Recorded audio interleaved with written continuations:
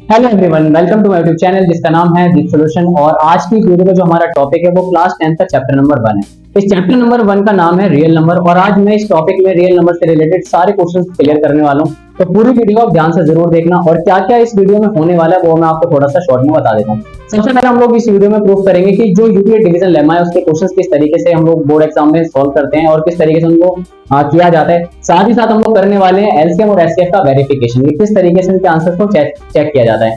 साथ ही साथ terminating non terminating numbers को कैसे एक्सप्लेन कर सकते हैं और इरेशनल नंबर्स को कैसे प्रूव कर सकते हैं, आज इस वीडियो में पता चलने वाला है। तो पूरी वीडियो को आप लास्ट तक जरूर देखना बिना वीडियो को बीच में स्किप करें। तो मिलते हैं वीडियो को लास्ट में।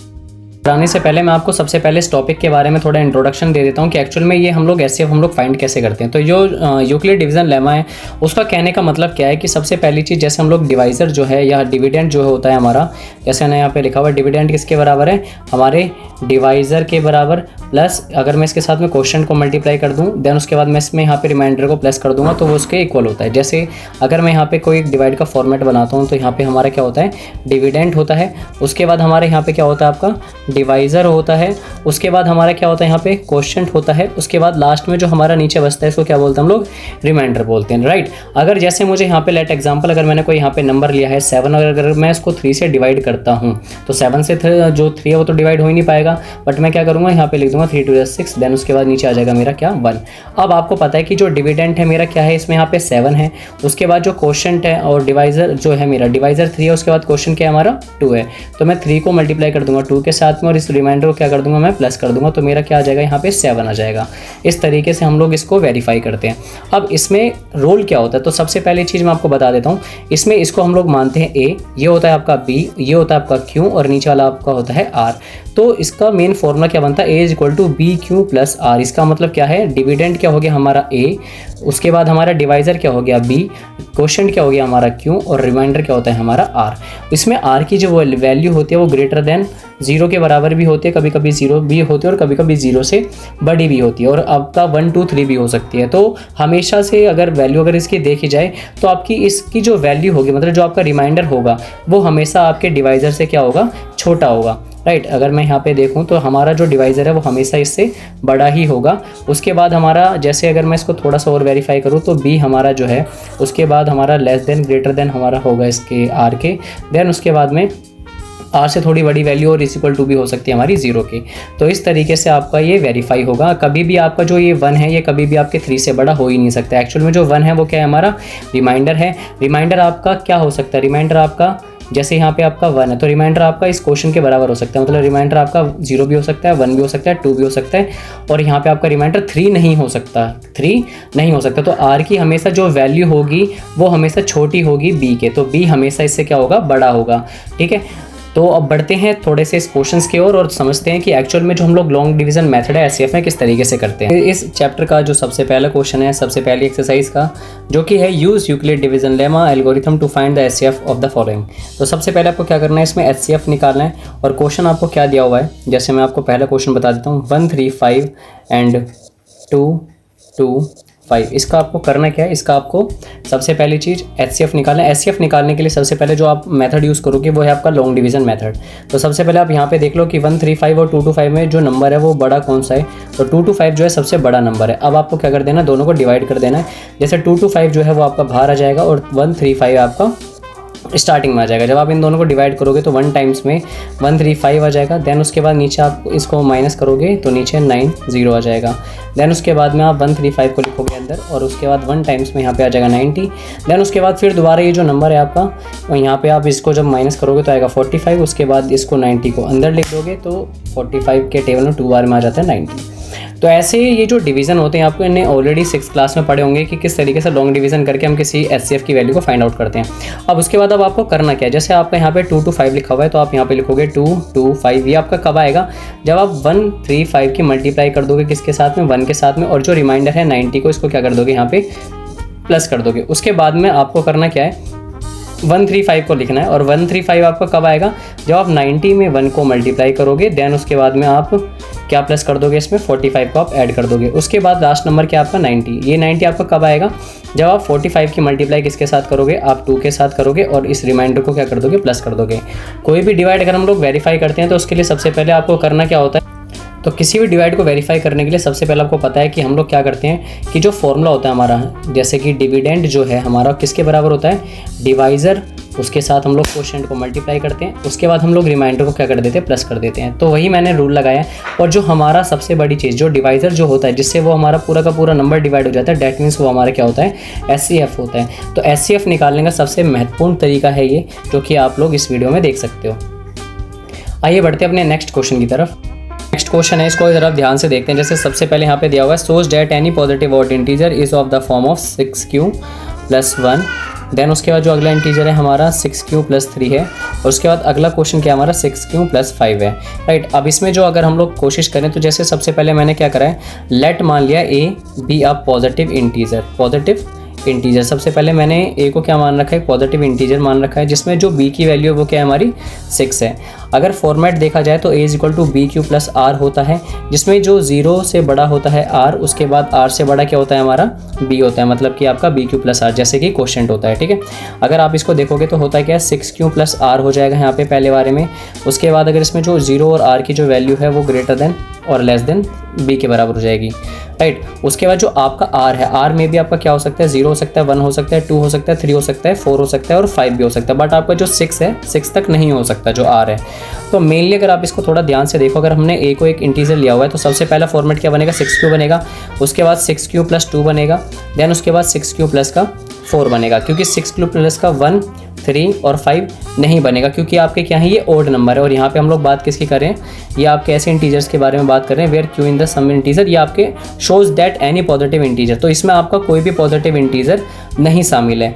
अब पॉजिटिव इंटीजर की अगर मैं बात करूँ तो सबसे पहले ओड पॉजिटिव इंटीजर, ये तो हमारे कौन से हो गए, हमारे ये इवन वाले हो गए। अब मैं अगर ओड की अगर मैं बात करूँ तो ओड इंटीजर कौन से हो गए मेरे, ओड इंटीजर में सबसे पहले हो गया 6q + 1, देन उसके बाद में 6q + 3, देन उसके बाद में 6q + 5। ये मेरा जो फॉर्मेट है मेरा ओड इंटीजर का फॉर्मेट है। तो बस इसी तरीके से अगर आप इसको k की वैल्यू को पुट करोगे या k में आप इसको मानोगे, जो इनकी फॉर्म अगर आप उसको k में डिनोट करोगे तो सबसे पहला आपका क्या बनेगा, 6q + 1, देन उसके बाद 6q + 3, देन उसके बाद 6q + 5। इस तरीके से आप इसकी वैल्यूज़ को सॉल्व कर सकते हो, और बाकी इसमें और इसके अलावा आपको और कुछ भी नहीं करना है। तो where as some 6q + 1, 6q + 3 और 6q + 5 q is an some integer. तो ये क्वेश्चन आपका यहाँ पे समाप्त हो जाएगा। इसके बाद आपको कोई भी स्टेटमेंट इसमें लिखने की जरूरत नहीं है इस चैप्टर का। An army contingent of 616 member to a march behind an army band of the 32 march in a parade, the two groups are to the march in the same number of the column, what is the maximum number of the columns in which they are can march. मतलब कि एक हमारे पास में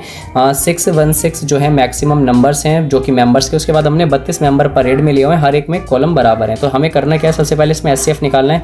किसका निकालना है, 616 का, और 32 का हमें क्या करना है, SCF निकालना है। अगर आप 616 को अगर आप ध्यान से देखोगे तो ये 32 × 19 प्लस का 8 हो जाएगा, जिसमें जो 8 है वो नॉट इज इक्वल टू आपका 0 है।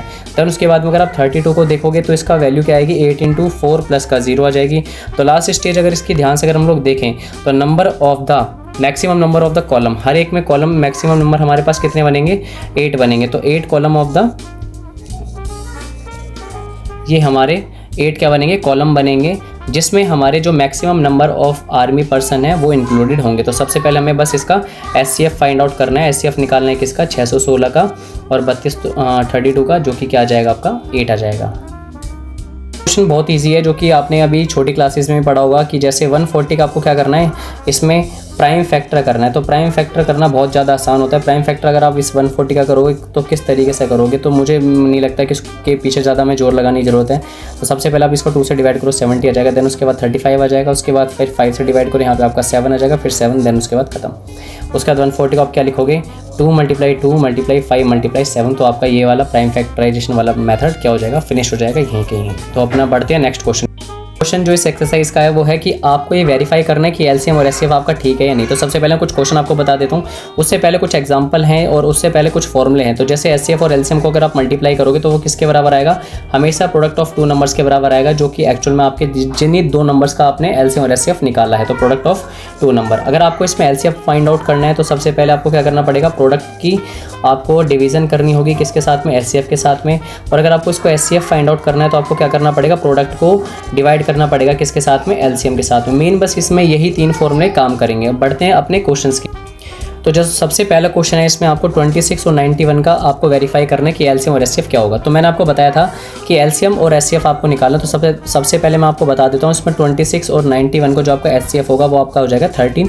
मुझे निकालने की ज़रूरत नहीं है, आप एक बार ट्राई कर सकते हो, जो मेथड मैंने अभी आपको बताए हैं, ठीक है। और 26 और 91 का जो एलसीएम निकलेगा वो आपका निकलेगा 13 × 2 × 7, तो आपका एलसीएम कितना आ जाएगा 182 आ जाएगा। अब इसको वेरीफाई करते हैं। अब वेरीफाई करने की बारी। अब वेरीफाई करते हैं कैसे, तो सबसे पहले मैं आपको बता देता हूँ कि जो एलसीएम है और एचसीएफ को अगर आप मल्टीप्लाई करोगे तो प्रोडक्ट के बराबर आएगा जिन दो नंबर का आपने एलसीएम एचसीएफ निकाला। तो प्रोडक्ट का मतलब है इन्हीं दो नंबर्स को आपको मल्टीप्लाई करना है 26 और 91 को। उसके बाद एलसीएम की वैल्यू कितनी आई है आपकी 182 आई है। उसके बाद आपकी एचसीएफ की वैल्यू आएगी 13। अगर आप इन दोनों को मल्टीप्लाई करोगे तो इसका आएगा 2366 और इसकी भी मल्टीप्लिकेशन करके क्या आएगा 2366। दैट एग्जाम्पल अगर और आगे हम लोग देखें, अगर आपको मान लेते हैं इस क्वेश्चन का एचसीएफ नहीं पता और आपको एचसीएफ फाइंड आउट करना, तो एचसीएफ का मतलब होता है प्रोडक्ट को आप लोग डिवाइड कर दो किसके साथ में, प्रोडक्ट को आप लोग एलसीएम के साथ में डिवाइड कर दो तो आपका एचसीएफ निकल सकता है। प्रोडक्ट आपका कितना है 2366। आप इसको कुछ मत करो, 182 से आप डिवाइड करो, तो आप डिवाइड करने के बाद जो वैल्यू आएगी वो आपकी क्या आ जाएगी एचसीएफ आ जाएगी। अगर आपको एलसीएम निकालना है तो भी आप ये फॉर्मूला इस्तेमाल कर सकते हो। प्रोडक्ट के बाद में आप सीधा इसको एचसीएफ से डिवाइड कर दो। जब आप इसको एचसीएफ से डिवाइड करोगे तो प्रोडक्ट क्या दिया हुआ है हमारे यहाँ पे 2366। आप सिंपल इसको एचसीएफ के साथ डिवाइड करो, जो हमारा एचसीएफ है वो है 13। अगर मैं इसको इससे काटूंगा तो मेरा 182 आंसर आ जाएगा। अब बढ़ते हैं अपने नेक्स्ट इंपॉर्टेंट क्वेश्चन की ओर जो इस चैप्टर से रिलेटेड।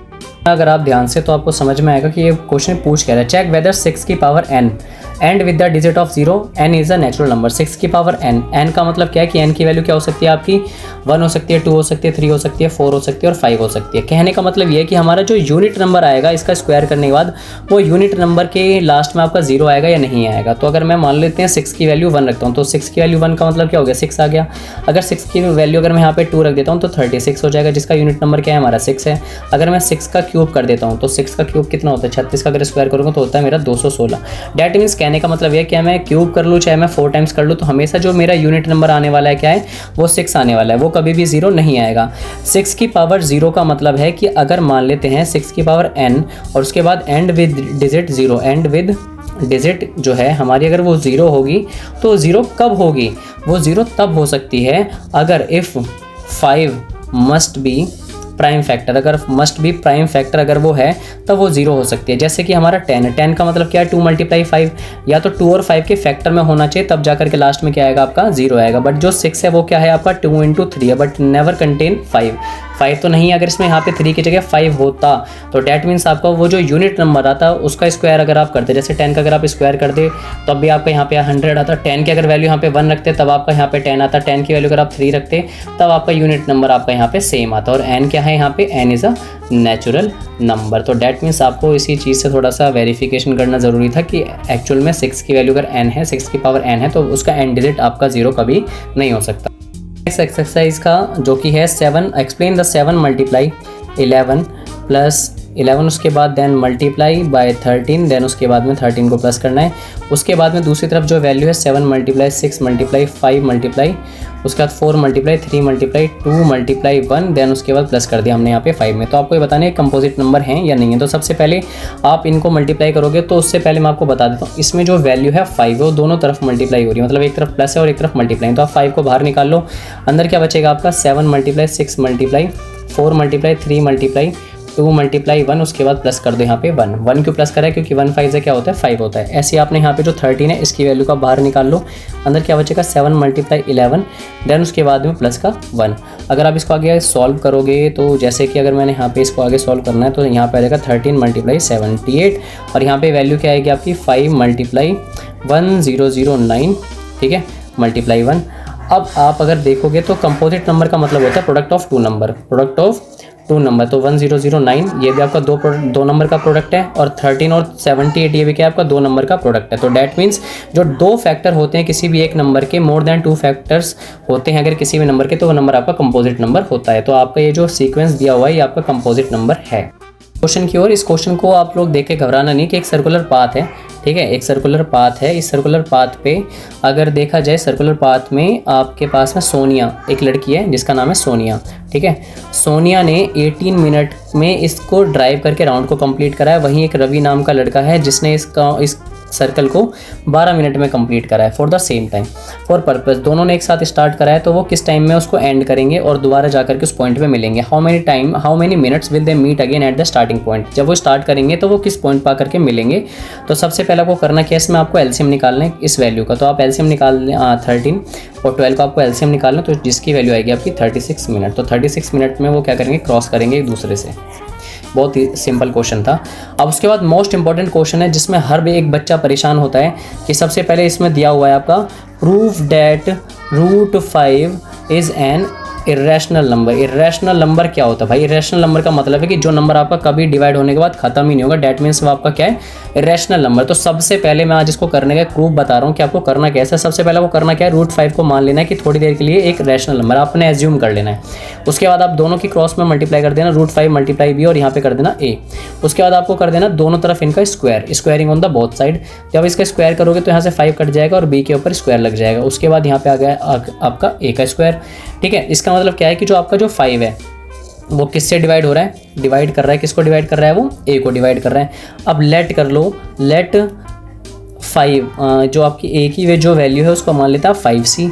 अब यहाँ पे आपको 5b का स्क्वायर और यहाँ पे आप क्या करोगे, 5c का स्क्वायर करोगे जो कि a की स्क्वायर की वैल्यू है। उसके बाद में 5b का स्क्वायर इक्वल्स टू 5 का स्क्वायर क्या होता है, 25 होता है। तो आप यहाँ से क्या करोगे, इसकी वैल्यू को कैंसिल कर दोगे, ये मैंने स्क्वायर काट दिया। उसके बाद वैल्यू क्या आएगी, b स्क्वायर इक्वल्स टू 5 का c का स्क्वायर। इसका मतलब क्या है कि 5 जो है वो डिवाइड कर रहा है किसको, b को भी डिवाइड कर रहा है। इसका मतलब क्या है कि 5 जो है कॉमन फैक्टर है a और b का। 5 जो है 5 is a common factor of a and b, दोनों का कॉमन फैक्टर हो गया ना a और b का। तो अब हमें बस एक लाइन लिखनी है, but this contradiction that fact a and b are the coprime number and this contradiction has arisen because of our incorrect assumption that √5 is an rational, hence √5 is an irrational number. तो आपको बस ये statement याद रखनी है और हर एक question के लास्ट में इसको आपको चिपका देना है। राइट, बढ़ते अपने नेक्स्ट क्वेश्चन की ओर कि किस तरीके से हम लोग ये पता करें एक्चुअल में लॉन्ग डिवाइड करके या फिर ना करके कि ये नंबर आपका टर्मिनेट होगा या नहीं होगा। तो जैसे सबसे पहले आपको दिया हुआ है 13/3125, ये आपको क्वेश्चन दिया हुआ है 3125। तो आपको ये पता करना है टर्मिनेट है या नहीं है। तो सबसे पहले जैसे आपको नंबर दिया हुआ है नीचे 13, अगर आप इसको देखोगे तो एक्चुअल में 5 का क्यूब है। 5 का क्यूब है तो जैसे कि आपके पास में कोई भी नंबर टर्मिनेट कब होगा, जब उसके डिनोमिनेटर में उसका जो डिनोमिनेटर है वो एक फॉर्मेट पे हो। फॉर्मेट मतलब कौन सा, 2 की पावर n मल्टीप्लाई 5 की power m where n is equals to 0 हो या m की वैल्यू इसमें 5 हो। अगर इस फॉर्मेट में कोई नंबर होता है 2 या 5 के रेशियो में और मल्टीप्लिकेशन में प्रोडक्ट में कोई नंबर होता है तो डैट मीन्स वो आपका टर्मिनेटिंग हो जाएगा। यहाँ पे 5 की वैल्यू 3 है बट 2 नहीं है, तो आप यहाँ पे क्या लिख सकते हो, 2 की पावर 0 लिख सकते हो। 2 की पावर 0 का मतलब क्या होता है, 1 होता है। तो आपकी वैल्यू यहाँ पे सेम एज इट इज़ वैसे ही आ जाएगी जैसे वो एक्चुअल में है। तो इसका मतलब ये नंबर आपका क्या हो जाएगा, टर्मिनेट हो जाएगा। अब नॉन टर्मिनेट का हम लोग एक एग्जांपल ले लेते हैं जिससे थोड़ा सा आपको और ज़्यादा अच्छी तरीके से क्लियर हो जाएगा कि कोई नंबर आपका नॉन टर्मिनेट है या नहीं है। तो जैसे सबसे पहले दूसरा जो क्वेश्चन है वो है आपका 64/455। तो आपको 64 को तो छेड़ना ही नहीं है, या तो चाहे तो आप इसको छेड़ भी सकते हो। आप इसको लिखोगे प्राइम फैक्टराइजेशन करके 5 × 7 × 13 और यहाँ पे क्या लिखोगे 2 की पावर 6 और नीचे क्या आएगा 5 × 7 × 13। तो देखो सबसे पहले जो आपके पास में जो वैल्यू है इसके पास में ये जो 7 और 13 है एक्स्ट्रा आ गए। हमारे पास जो इसकी 5 की पावर तो ठीक है 1 है, बट एक्चुअल में 7 और 13 जो है ये आपके पास एक्स्ट्रा नंबर है। तो इसका मतलब ये जो फॉर्मेट है डिनोमिनेटर का वो 2 की पावर n × 5 की पावर n के फॉर्मेट में नहीं है। तो दिस बिकॉज ऑफ ये जो नंबर आपका होगा ये क्या होगा आपका ये आपका नॉन टर्मिनेटिंग नंबर होगा। राइट,